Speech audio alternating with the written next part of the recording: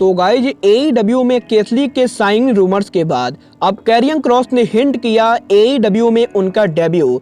Bullet club member chase Owens के contract expire होने के बाद चेज ओवेंस ने साइन किया कौन सा नया कॉन्ट्रैक्ट। पीटर एबलॉन के AEW को लीव करने को लेकर पीटर एबलॉन ने कर दिया है बहुत ही बड़ा खुलासा।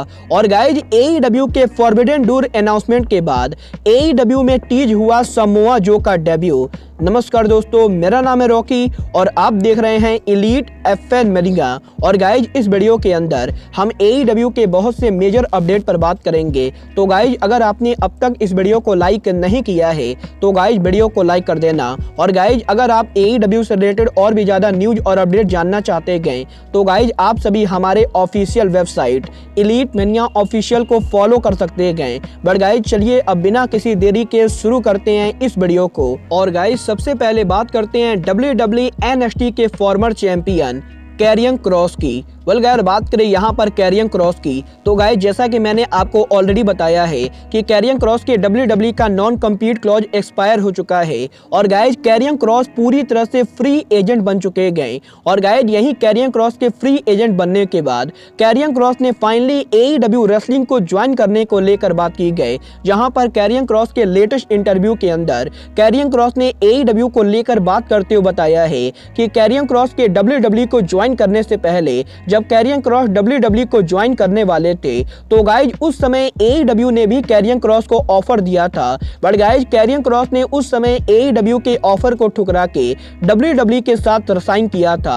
और गाइज अब कैरियन क्रॉस के WWE को छोड़ने के बाद कैरियन क्रॉस एक बार फिर से AEW रेसलिंग को देख रहे गए। और गाइज यहाँ पर कैरियन क्रॉस को लगता है कि AEW रेसलिंग का इस समय जिस टाइप का लॉकर रूम है उस लॉकर रूम में कैरियन क्रॉस के लिए बहुत ही बढ़िया जगह है। और गाइज कैरियन क्रॉस को पूरा विश्वास है कि कैरियन क्रॉस अगर अब AEW को ज्वाइन करते गए तो गाइज कैरियन क्रॉस AEW में काफी बड़ी चीजें कर सकते गए। और गाइज यहाँ पर कैरियन क्रॉस ने बिल्कुल ही क्लियर कर दिया है कि वो WWE को लीव करने के बाद अब फाइनली AEW को ज्वाइन करना चाहते गए। गाइज देखना बहुत ही ज्यादा दिलचस्प होगा कि कैरियन क्रॉस के एक बार AEW को टर्न डाउन करने के बाद क्या AEW दोबारा से कैरियन क्रॉस को कॉन्ट्रैक्ट ऑफर देती गए। बट गाइज आप कैरियन क्रॉस को AEW में देखना चाहते हैं या नहीं, आप सब मुझे कमेंट करके बताइए। बट गाइस चलिए अब आगे बढ़ते हैं और बात करते हैं AEW सुपरस्टार पीटर एबलॉन की।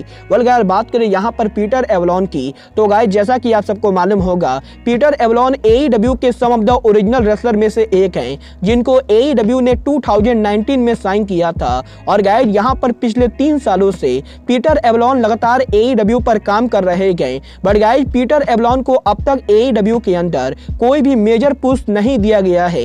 और गाइस पीटर एबलॉन रेयरली हमें AEW के शो पर देखने को मिलते गए। और गाइस पीटर एबलॉन के इस बुकिंग के बाद अब यही पीटर एबलॉन ने इंडिपेंडेंट रेसलिंग पर उनकी बुकिंग को अनाउंस कर दिया है। और गाइस पीटर एबलॉन के इस अनाउंसमेंट के बाद अब बहुत सारे रेसलिंग ऑब्जर्वर्स का मानना है कि पीटर एबलॉन पॉसिबली AEW को लीव कर रहे गए। और गाइस लियो रस और जोई जनला की तरह पीटर एबलॉन भी AEW को लीव करने वाले गए। बट गाइस यही अब पीटर एबलॉन ने उनके लेटेस्ट इंटरव्यू के अंदर AEW में उनके कंडीशन को लेकर बात की गई। और गाइस यहाँ पर पीटर एबलॉन ने कंफर्म किया है कि पीटर एबलॉन इस समय AEW को लीव नहीं करने वाले गए, क्योंकि गाइस पीटर एबलॉन के कॉन्ट्रैक्ट में अभी काफी टाइम बाकी गए। और गाइस पीटर एबलॉन का इंडिपेंडेंट रेसलिंग पर बुकिंग लेना AEW रेसलिंग के रजामंदी से हुआ है। और गाइस पीटर एबलॉन के AEW से पूछने के बाद ही पीटर एबलॉन इंडिपेंडेंट रेसलिंग पर उनकी बुकिंग ले रहे गए। बट गाइस यहाँ पर इसका मतलब ये बिल्कुल भी नहीं गए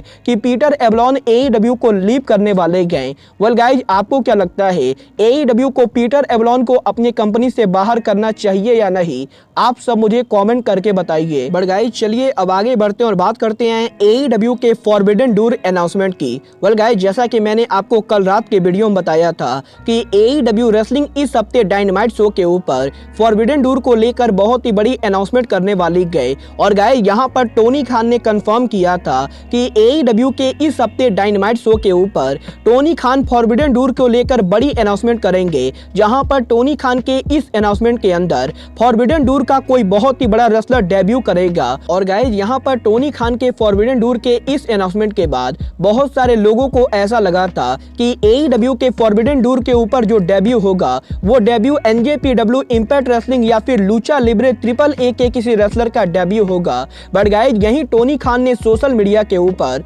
फॉरबिडन डोर को लेकर एक और बड़ा ट्वीट किया है, जहां पर टोनी खान ने कंफर्म किया है कि टोनी खान फॉरबिडन डोर में जिस रेसलर का डेब्यू कराने वाले गए वो रेसलर NJPW या फिर इंपैक्ट रेसलिंग का हो, ये जरूरी नहीं गए। और गाइज यहां पर टोनी खान ने कंफर्म कर दिया है कि फॉरबिडन डोर से जो रेसलर डेब्यू करेगा हो सकता है वो रेसलर जिस कंपनी में काम कर रहा हो वो कंपनी AEW के साथ काम ना करती हो। और गाइज यहां पर टोनी खान ने कंफर्म किया है कि फॉरबिडन डोर से जो रेसलर डेब्यू करेगा वो रेसलर WWE का भी रेसलर हो सकता है। और गाइज यहां पर टोनी खान के इस ट्वीट के बाद अब यहीं सोशल मीडिया के ऊपर WWE के फॉरवर्ड सुपरस्टार समोआ जो का नेम ट्रेंड होना शुरू हो गया है। और गाइज यहां पर सोशल मीडिया के ऊपर बहुत सारे लोगों को ऐसा लगता है कि समोआ जो फॉरबिडन डोर से AEW पर उनका डेब्यू करेंगे। और गाइज यहां पर काफी सारे रेसलिंग इनसाइडर्स का भी मानना है कि टोनी खान फॉरबिडन डोर में जिस डेब्यू टीज कर रहे गए वो रेसलर और कोई नहीं बल्कि समोआ जो होंगे। वेल गाइज आपको क्या लगता है, समोआ जो फॉरबिडन डोर से AEW पर डेब्यू करेंगे या फिर NJPW या इंपैक्ट रेसलिंग का कोई रेसलर डेब्यू करेगा? आप सब मुझे कमेंट करके बताइए। बट गाइज चलिए अब आगे बढ़ते और बात करते हैं NJPW के legendary faction the Bullet Club की। वेल गाइज बात करें यहाँ पर बुलेट क्लब की तो गाइज जैसा कि मैंने आपको कुछ दिनों पहले बताया था कि बुलेट क्लब के मेंबर चेज ओवेंस का NJPW कॉन्ट्रैक्ट के एक्सपायर होने के बाद चेज ओवेंस रेसलिंग इंडस्ट्री में फ्री एजेंट बने थे। बट गाइज यहीं अब NJPW के अंदर चेज ओवेंस को नया कॉन्ट्रैक्ट ऑफर दिया गया है। और गाइज चेज ओवेंस को NJPW से जो नया कॉन्ट्रैक्ट ऑफर मिला है वो चेज ओवेंस के पुराने कॉन्ट्रैक्ट के मुकाबले काफी बढ़िया कॉन्ट्रैक्ट है, क्योंकि गाइज चेज ओवेंस ने NJPW में लास्ट टाइम जो कॉन्ट्रैक्ट साइन किया था वो कॉन्ट्रैक्ट 3 साल का कॉन्ट्रैक्ट था, जिसमें कि चेज ओवेंस को $1,25,000 मिल रहे थे। बट गाइज यहीं NJPW ने जो नया कॉन्ट्रैक्ट ऑफर दिया है वो कॉन्ट्रैक्ट ऑफर 5 साल का कॉन्ट्रैक्ट ऑफर है। और गाइज इस कॉन्ट्रैक्ट ऑफर के अंदर NJPW चेज ओवेंस को हर साल करीबन $2 लाख पे करेगी।